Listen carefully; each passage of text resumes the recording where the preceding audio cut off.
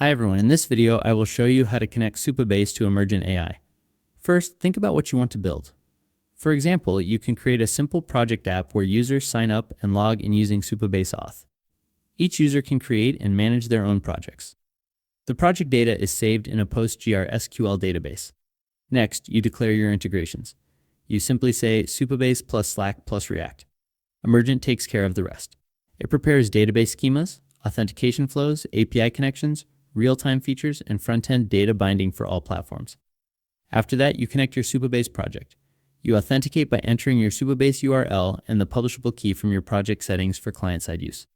If you also have server-side workflows, you add the secret key.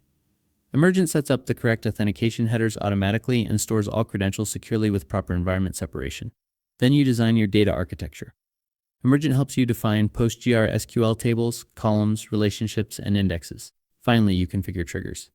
You can react to database changes like inserts, updates, and deletes.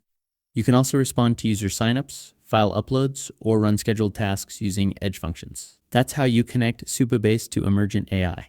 Thank you for watching.